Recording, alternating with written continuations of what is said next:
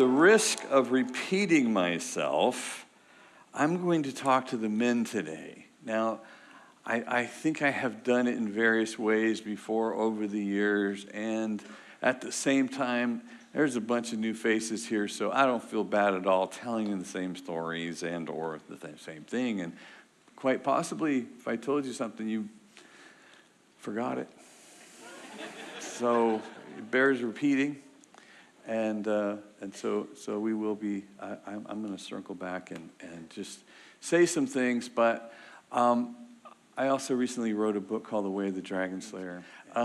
Wrote a book that is really, I'm not going to really teach out of the book this morning as much as I want to just talk to kind of the deconstruction of masculinity that we're just living in. We have a generation of boys that have been discouraged from being men. Just like the idea that we can have last night we talked about shame, and if you put the word toxic in front of shame, toxic shame. Well, you put the word toxic in front of masculinity, and you grow up in that, and pretty soon you're afraid to be a man.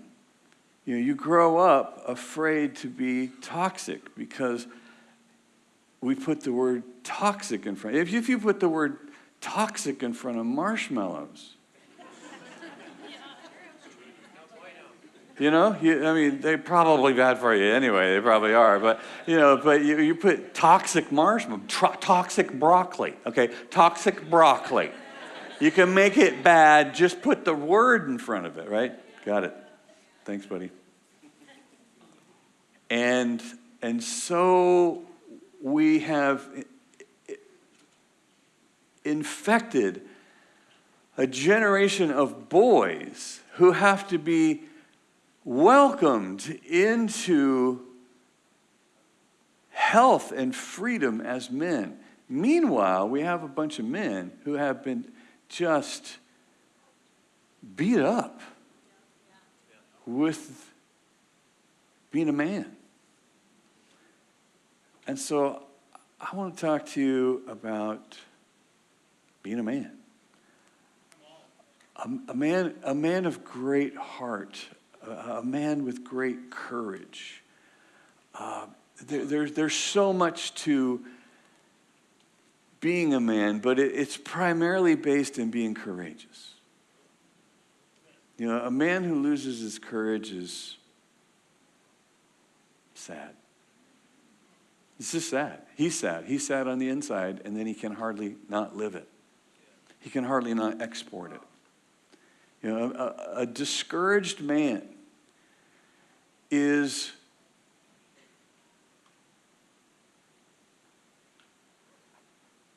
how you end up misrepresenting your Creator.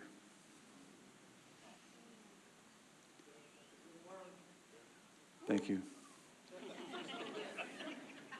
It is a good word. I agree with that. It is. It's totally true. And it happens again and again. And then we, as believers, as men of God, we have a unique position of showing the world our Father. And if we lack courage, then the Father that we show is a misrepresentation. And as a matter of fact, it's a perversion because it's rooted in fear and not in love. And the only way to truly represent our Father is to be fearless men. Fearless men. There's a passage in 1 John 4:18. We're all familiar with it. Perfect love casts out fear. The Amplified Bible, I'm going to read this just for a minute. There is no fear. How much? No fear in love. Dread does not exist. I love that. Why? But perfect, complete, full-grown, mature is another great word for that. But perfect love drives out fear because fear involves the expectation of divine punishment. So the one who is afraid of God's judgment is not perfected in love, has not grown into a sufficient understanding of God's love. We love because he first loved us. If anyone says, I love God, and hates or works against his Christian brother, he is a, somebody say it, liar. For the one who does not love his brother whom he has seen cannot love God whom he has not seen. And this commandment we have from him, that the one who loves God should also unselfishly love his brother and seek the best for him. Now that's a mouthful right there. And I know you can read too. So I don't mean to be redundant. But I do want to emphasize that in order for us to truly represent our Father to the world, it takes two elements. First is we have to get rid of the fear of punishment by God. We cannot live in the fear of divine punishment by God. I talked about it last night. I've talked about it before. But the fear of the Lord is the beginning of wisdom, the wellspring of life, that which keeps us from sin. And the fear of God has nothing to do with the fear of being punished by God. And yet we have the hardest time separating that. Why? Because of our motivation in life of self-preservation.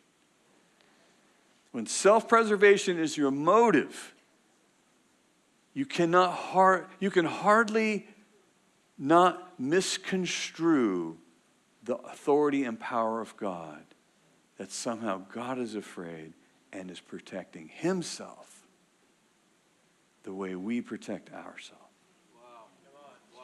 God is like no other father you've ever known, like no other man you've ever known, no other person you've ever known. He is absolutely fearless.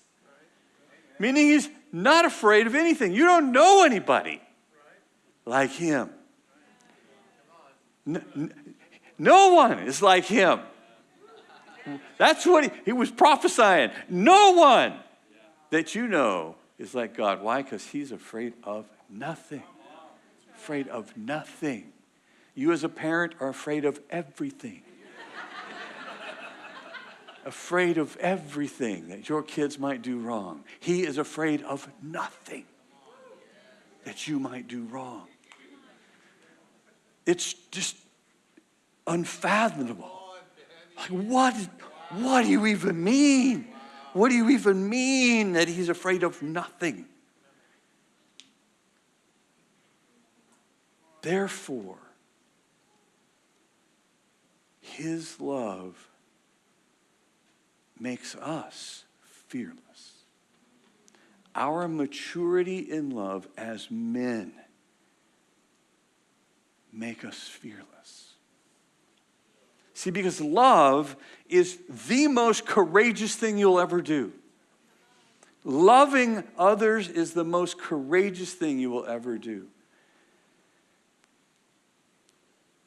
Therefore, you are the standard bearer of love in your home.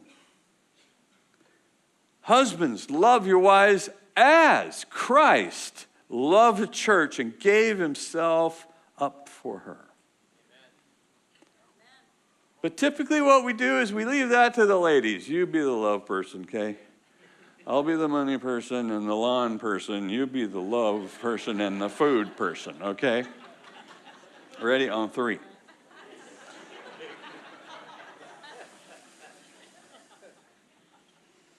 No, husbands, you are the standard of love bearer unless you chicken out.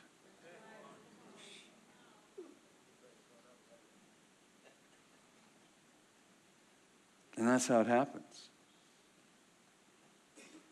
Is we get scared. We get scared of being too committed. We get scared of being too vulnerable. We get scared of being rejected. We get scared of being abandoned. We get scared. And we hold back. And we justify it by saying things like, well, I'm just a man. And for whatever reason, she goes, okay. All right. Okay, yeah. Enough said.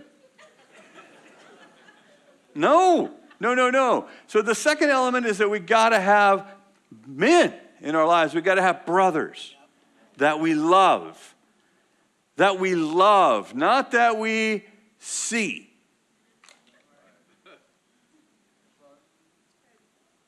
Brothers that we love. Men who we will lay our lives down and walk with throughout our lives. Brothers. Not people I knew once. Yeah, I had this friend I really liked him, hung out. Yeah, I don't know where he is. Yeah, he doesn't know where I am either. Yeah, we're just kind of, yeah. Yeah, Stephen Mansfield calls it rusty relationships. See, men, we when we're young and single and high school and college and early life, we have all these friends. We have friends. We live with friends. If we haven't moved away, we have all these friends. We have all these friends. All these guys. We'll go over here, and then we'll go over here, and then we'll go over here. And then we get to work, and we're like, okay, I'll see you after work because I got, yeah.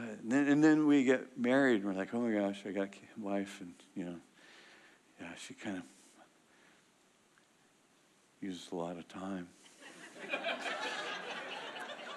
I barely got any time left, so we had some kids to eat up that. Now pretty soon all I got is a wife and kids and a friend who won't go away. And I got somebody in my life still. And by the time I'm 40, I got maybe 3 guys in my life. 50, I might have 1. And 60, I don't have any friends really. I got my wife. That's why men, when they become widowers, they marry so quickly. And everybody thinks it's for sex. No, shut up. No, it's not for sex. It's because their best friend died. It's because their only friend died. They're totally alone. Women have the kids and their girlfriends and whatever, and they may never remarry. But the guy, he's like, my world stopped. Why? Because I don't have anybody. And that's the natural order of a man's life, is increasing levels of isolation. Unless you purposefully redesign yourself and the way you live your life and the way you set your priorities, that's what's waiting for you.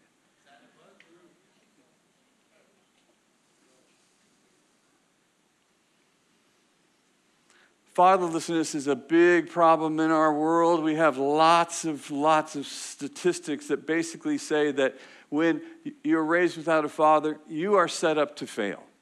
And we know that families are in decline because we've now created a world where it is more advantageous for a man to remain self-consumed and have pretty much zero purpose in life except selfishness, which is no purpose at all. So we have men who are purposeless, who are running around with people around them doing the same thing, high-fiving each other, while our women and children are being offered up to an enemy who hates them and is bent on destroying them since the beginning. So we strip our men off families because it's just easier for men who are actually designed to protect, provide, and connect. That's your job. That's our job. That's in our DNA. That is our Father. Our Father is our protector, our provider, and our connector, our lover. That's who He is. That is who we represent to the world. And we strip that away and keep a man entertained and fed and sex. He is happy as a clam. He's got zero motivation to give up 1 second of his freedom. And that's the generation that's coming up. How in the world does this happen? It happens because we have a generation of men who have been discouraged from being men. You have been intimidated against taking a stand and offering to provide. You open a door for some women, they go, "What do you think, I can't open a door?"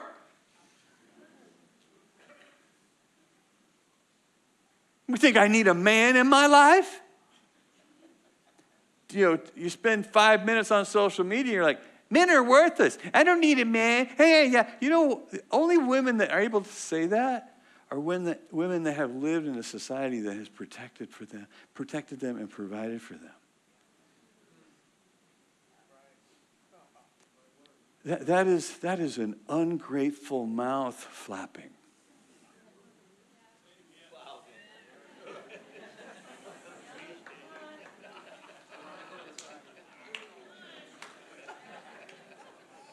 That is someone who has absolutely no clue. That is as dumb as people that go to the store and think meat comes from a store. Like, you gotta be kidding me. How far removed are you from reality?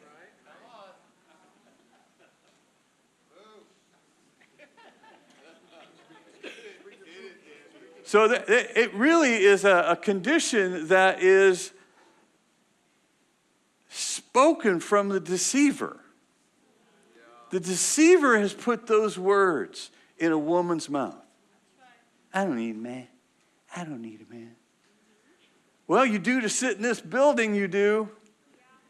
Because there's a bunch of guys that built this building. I'll stop there. I could go on. I just want you to know that men have been stripped of the reality of what you contribute to the well-being and safety of women and children. They were absolutely necessary, but when you lose that purpose, you begin to lose the courage to step into it. It takes men to give other men courage. You get courage man to man. This is what being with your brothers does. Is it reminds you of something. You go out with a sports team of guys. You get out there and you bang around with a bunch of other men. You come out of there, you're like,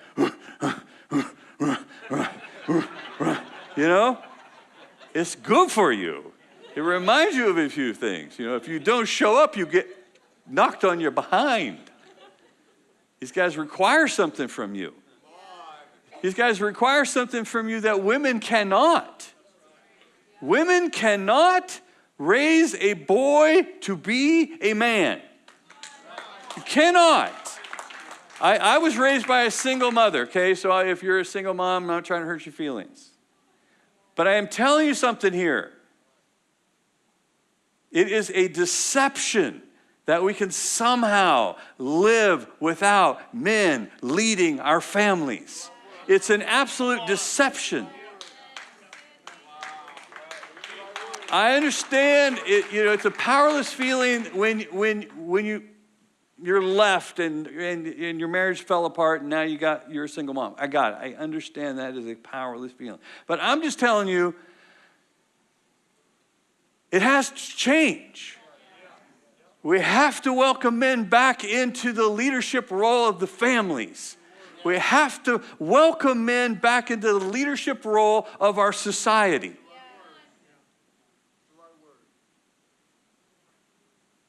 And it's not going to happen by accident because we're so afraid of strong men. Jordan Peterson one time says, if you think tough men are bad, you should see what weak men are capable of.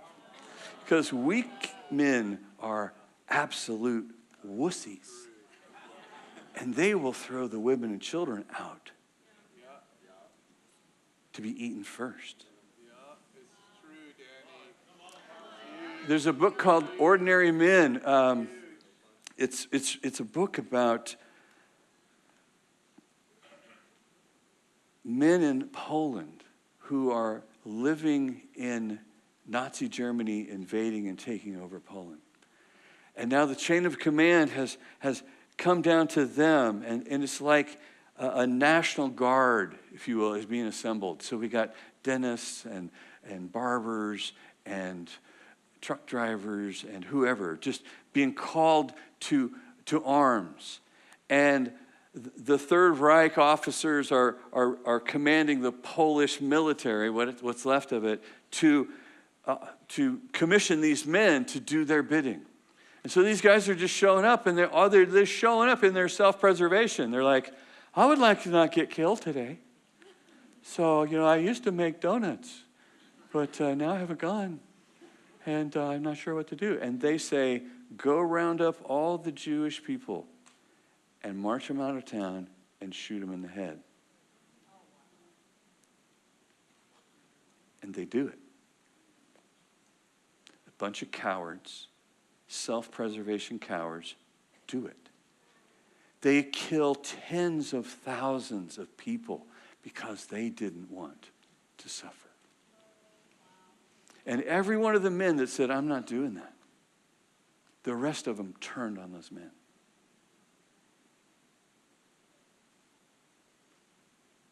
You think strong men are a problem, you wait until you're up to your neck in weak men.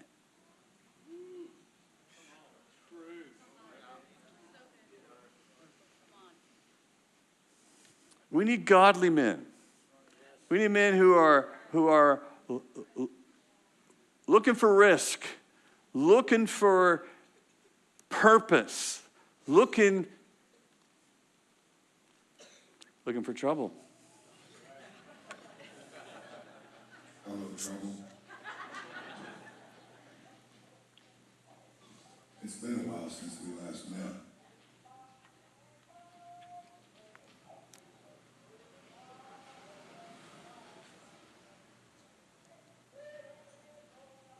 But I know you're still out there.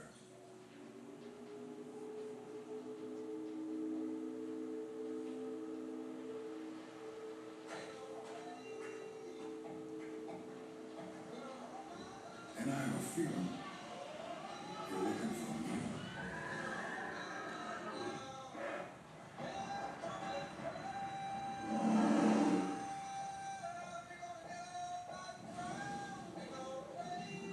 You wish I'd forget you, don't you, trouble?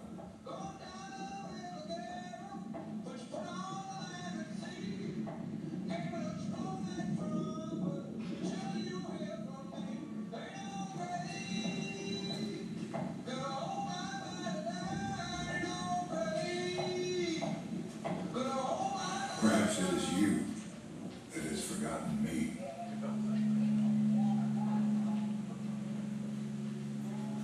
Perhaps I need to come find you. Remind you who I am.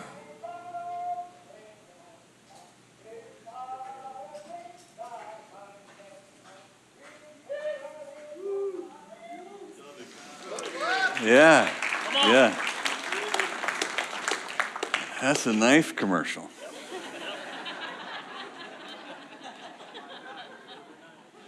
I want to talk to you about three things. I want to talk to you about death-defying courage, applying that courage to your calling in life, and how in the world do you give it to other men, right? Death-defying courage is going to start with a story that you've probably heard me say before, some of you. I'm just going to tell you again. But my son-in-law and a group of men and I went to Alaska. And we went there so that we could hunt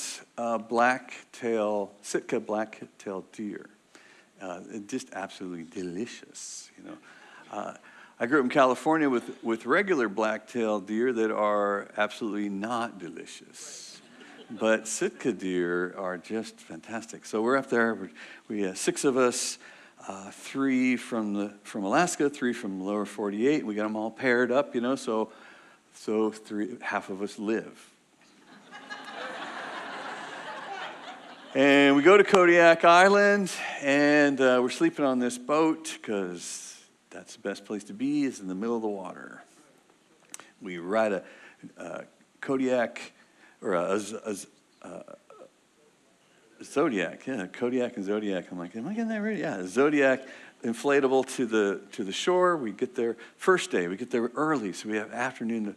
Well, Ben was raised in Australia, right? And they destroyed all their weapons in Australia at one point, and so he grows up in a gun-free zone. And and then he married into my family. And so he's been learning. But we're trap shooting, and every once in a while we go, to the range. Well, he's got a 30-06, and so he's on the bench, and he's shooting targets, and, he might have shot 10 shots, because it was sighted in, and he pulled the trigger, But it was on a bench. So we get out there, and I've paired him up with Craig Mosley, who we call the Alaskan Bear Grylls. He raised on an island, and he's just raised cattle since he was a little boy. He's got a crazy story. Go to dragonslayer.co or just go to the Dragon Slayer podcast. Craig Mosley. Listen to you want to hear a crazy childhood? There it is. Well, he is teamed up with Ben, and I said, Craig, I got one goal came in. I need this boy after 7 days. I need him alive. Okay, that's what I need, because I've got to return him to my daughter, or I'm in big trouble. Okay, so help a brother out. So sure enough, so me and my guy, we go for a long, strenuous walk carrying a heavy object, and so do the other 2 guys, and then here comes Ben and Craig, and Ben's got a buck on his backpack. He's like, I'm going, oh my gosh, you got your first buck on the first afternoon. That's amazing. We're like, this is awesome. We're in the boat, and we're telling stories, and I said, tell him about that. So at one time, Craig got charged by this bear, and he had his 2 boys and one of the guys who was with us, Budgie, and they shot that bear 11 times before it stopped. I'm like, whoa. So next day we get up early, we go out, me and my guy go out, the other 2 guys go out, and Ben and Craig, Craig goes, I got a better idea. So they go up this ridge. So my guy and me, we get a buck each. These guys get one. We come back with 3 bucks and we see there, and Craig and Ben are there, and I go, hey, where's your buck? Craig goes, oh, well, we got out there, and we're on the ridge, and we're glassing out everywhere, and we saw a mama and some cubs, and we saw some deer, and I look over and I see this bear about 700 yards away, and he's just looking at us. I'm like, huh. That's not good. Huh. So he keeps looking, looks back, and that bear's just still. And Craig goes, oh, this isn't good. And Ben's wondering, what does it mean when Craig says, oh, this isn't good? And he's like, huh. So he stands up, and he gives his position away by going, hey, bear, hey, like it's people, not deer over here, in case you need glasses. And that bear's still looking at him. He's like, and like a switch, that bear starts coming full speed at him, So they're in alders, which is, weed or, bushes that are like 8 feet tall. And so it looks like a car coming through the bushes, just coming down the hill, coming through the bottom of the bowl, and he's like, so he shoots a warning shot. Shoots another warning shot. Shoots another warning shot. And that bear stops about 100 yards, football field out, and stands up over the top of those alders looking for him. Sees him. He shoots another warning shot. Now that bear's 100 yards away, and Craig's gun is empty. And Ben's going, huh? I got 4. You got 4. Where's the other 3 coming from? And Craig is reloading, and that bear stops about the edge of the alders, stops, stands up again, which is about 20 yards away. Now that's, just on the other side of those doors. That's the lobby. It stands up again. Now they're both on the bear, and Ben's going, so what are we doing? What are we doing? He says, if that bear drops and takes 1 step in our direction, we start shooting. And that bear drops and starts coming for him. And Ben shoots, hits it in the shoulder, turns it. Craig shoots, hits it in the neck, and it piles up about 10 yards out. Middle of these seats. And we're looking at him going, are you all right, Ben? He goes, yeah, I think I'm okay. And the captain of the boat comes out and says, well, I'm going to have to throw some more chemicals in the septic after Ben got done in there. Yeah. Like, I'll bet. So this hangs on our wall at home now.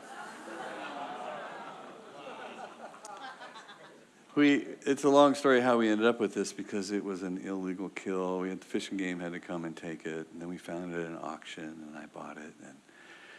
And it's an amazing story.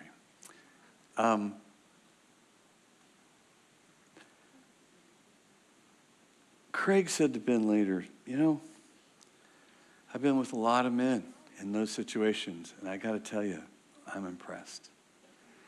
I'm impressed that you didn't run. And Ben says, I wasn't leaving you. And Ben's that kind of guy.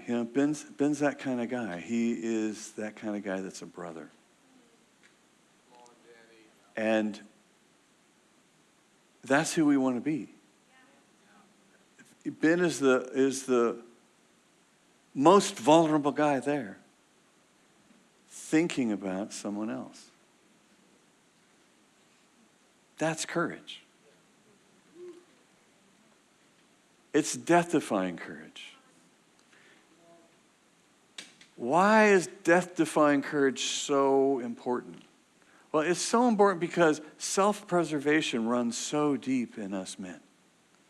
Worrying about yourself, thinking about yourself, protecting yourself.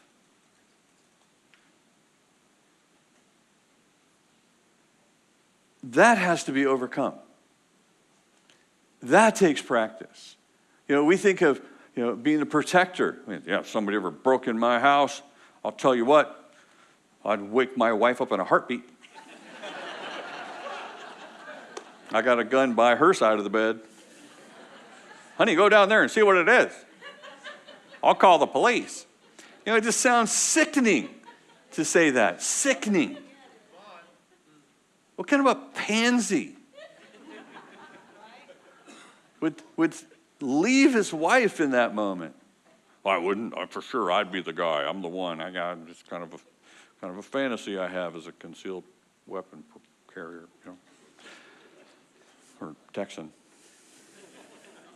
Yeah, come on in our house in the middle of the night. Just come on in, just one time.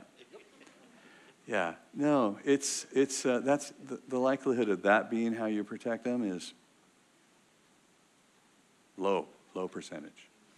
High percentage is you protect the people around you from you.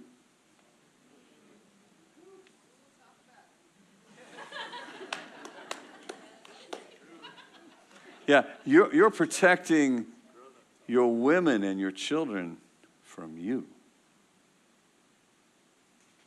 from your selfishness, from your sex drive, from your appetites, from your anger, from your freedoms. You are choosing to protect the people around you from people who have absolutely no control of you. That's why death-defying courage is so important. The best part of who you are is access through your willingness to sacrifice. Ben's life was changed that day because he was willing to sacrifice to hang in there with a guy he barely knew, really. But he was hanging in there. He almost pooped his pants, but he was hanging in there. Right? We all want courage. We all want courage. We all want confidence is what we really want. And confidence comes after courage. You know, courage leads you to confidence.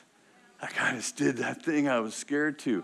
What happens before courage and during courage is diarrhea. That's what you get right here. You got right here, before you get to confidence, you get diarrhea. That's what you got to push through, not push out, push through.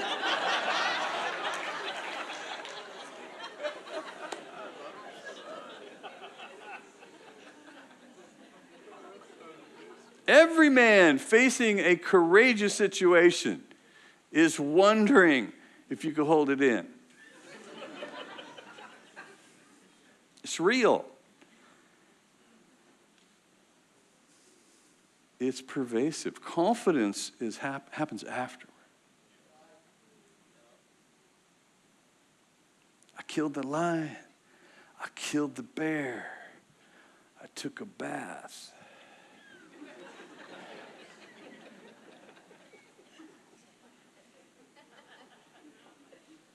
That part's not in the story.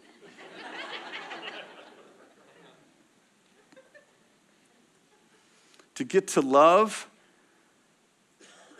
it requires the best that you got. It's scary stuff. But if you don't love, you don't live. You're not fully alive if you don't have sacrificial love demanded of you.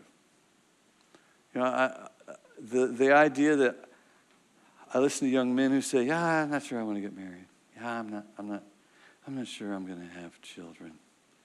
So, well, then you're not sure you're going to grow up. Because, you know, there is nothing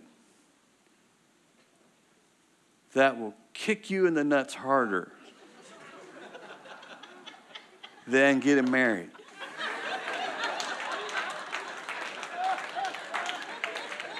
And the only thing that will take you past the mature love that marriage requires is having children.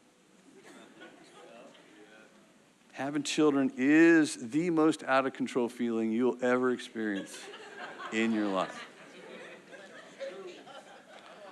And this is where you now have to access His love to chase away your fear, so that you can love these people that you are willing to give your life for.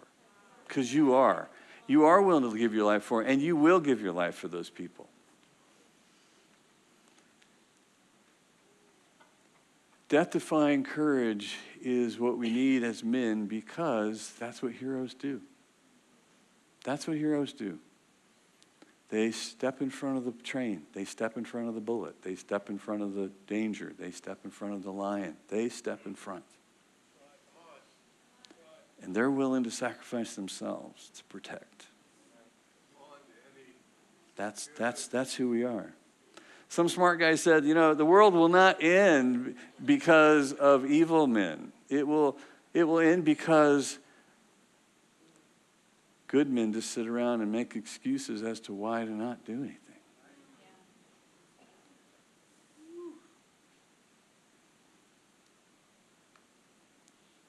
That's what happens when weak men are conditioned in society by social media.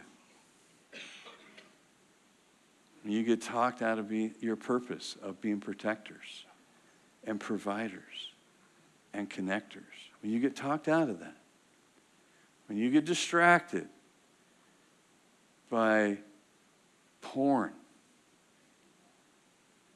you found a really great excuse why you do porn.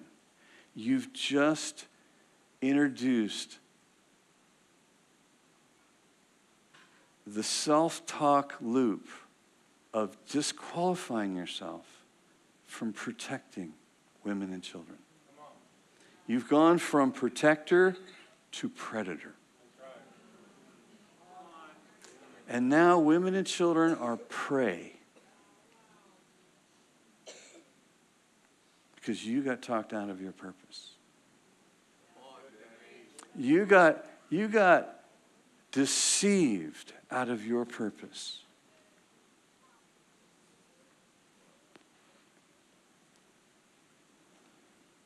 It's not evil men that are going to destroy the world. It's going to be the good men that do nothing about it. Because they got a loop that disqualified them from their purpose. Who are you going to give this to? Well, you better figure out who you're responsible for. What's your territory? I mean, if you bought some property, it would have boundaries, have borders, and you would know everything inside here is my responsibility. This is mine. Who belongs to you? When you look around, who belongs to you? The life that you've built up until now, who belongs to you? Who are you the steward of?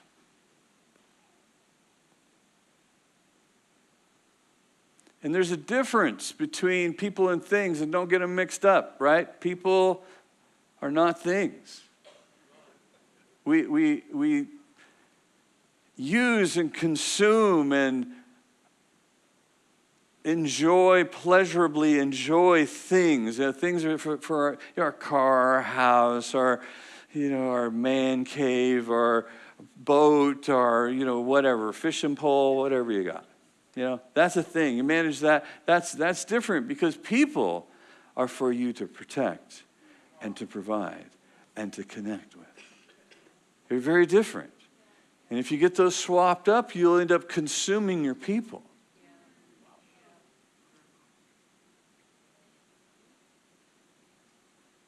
But you as a man are a steward to bring benefit to everyone that crosses your path. That's why you're alive. You are here in your providing for people. It's not provide money for them. It's provide nourishment and benefit to them. Because these people know you, because these people are yours, you are enlarging their life. You're expanding their territory. You are enriching the quality of their existence on this planet. That's your job as a man. That's what you do. Far too many of us would be happy in a tent.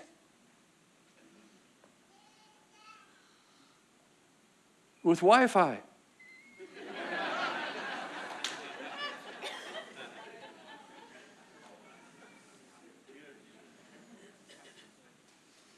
I'm here to nourish the world around me. And to see what is great about the people around me. And to benefit them as much as I possibly can in every way I can.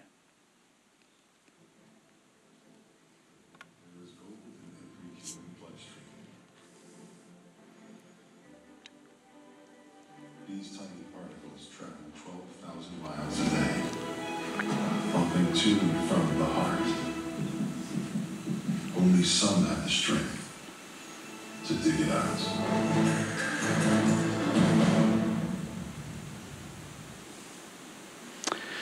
That was the best video I had to set this up. We've all heard it a million times.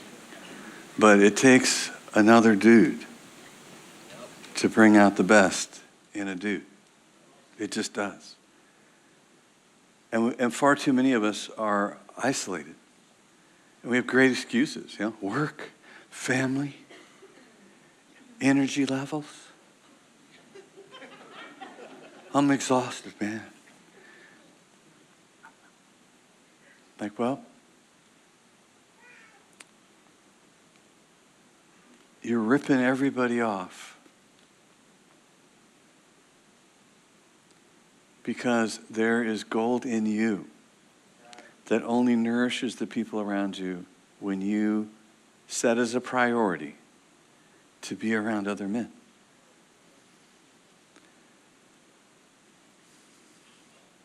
Iron sharpens iron, and guys can talk to guys like you can say to a guy, shut up. Knock it off. That's the stupidest thing anybody's ever said. Yeah.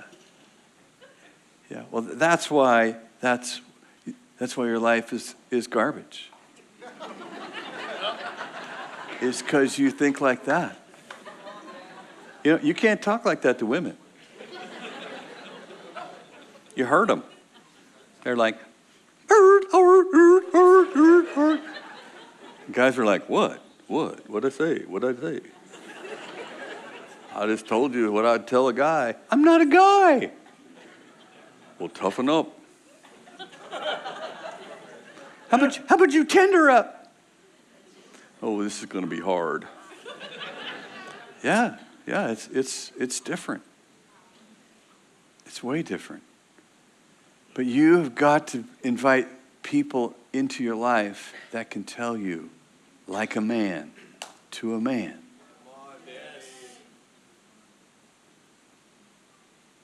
Wisdom. Iron sharpening iron is really just men bringing out wisdom in each other and growing as a community of men. That's what we're doing. And so how do we end up giving this courage to other men? Well, it doesn't happen by accident. I got to tell you that. What happens by accident is you're alone. That's what happens without trying. You're just alone. So way back here, you have an opportunity to do something about that. You have the opportunity to make some adjustments. And you generously give of yourself to other men. You strategically, diligently set up, pouring into, and contributing to men that you've made covenant with. You are a covenant man when you're in covenant with other men. Oh, I got married, I'm a covenant man. No, you're not. No, you're not. You're tired.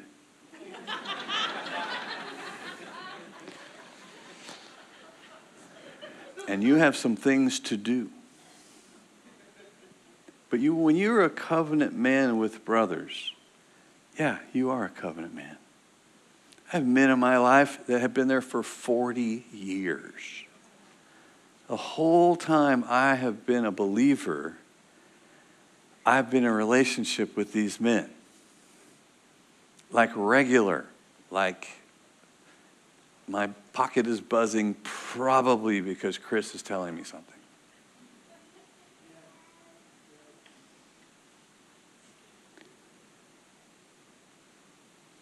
Who do you have? What men do you have in your life, besides maybe your father, have been there for 40 years? I know some of you aren't that old, but who do you have? Because it's going to take purpose. It's going to take intentionality. It's going to take responsibility for you to create that. These three things I want you to get, I want you to feast on, think about. And I want to ask you this question, because I'm running out of time here. What two men could you text right now and say, I want to walk with you for the rest of my life? What two men come to mind that you would say, you're my brother, and I want to walk with you for the rest of my life?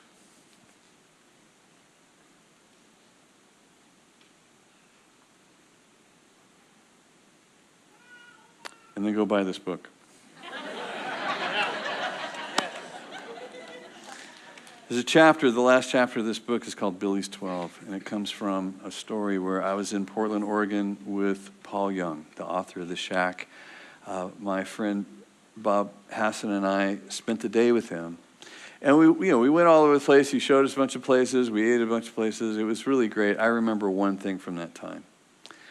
I remember when he said that a friend of his had just returned from visiting with Billy Graham. So Billy would have been in his early 90s. And he said, Billy, if you had it all to do over again, would you do anything different? And he said, yeah. He said, the world is worse off today than it was when I started my ministry. I would have taken 12 men and I would have poured my life into them. Wow. Wow, I was traveling 220 days a year when I heard that story. I've since grabbed 12 men. One of them sitting right over there, Ron Atkins.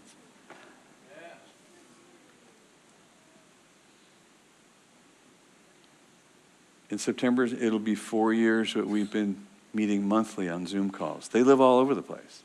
Alaska, Hawaii, Alabama, Texas. I got a couple in California. But they're all men that I enjoy. They're all men that nourish me in relationship and I them. They're all men that want to change the world. They're all men that want to be accountable. And they're all men that have said, I will go get 12 as well. So if 12 men get 12 men, who get 12 men, who get 12 men, who get 12 men. Level 6 is 3 million men.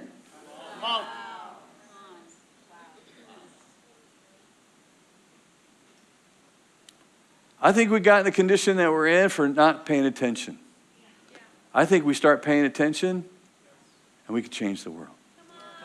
We could change the world. Come on, everybody stand up.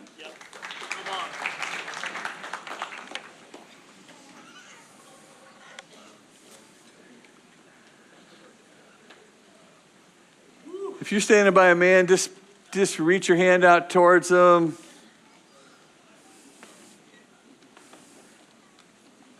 Father, we thank you for calling us to be protectors, providers, and connectors. And Lord, we take that as our assignment on this earth as men. Teach us, Father, of your love, your fearless love, that we would be true representatives of who you are to everyone who belongs to us, to everyone our life touches. Be glorified through our love and benefit to those around us. In Jesus' name, amen. God bless you guys. Great to see you all.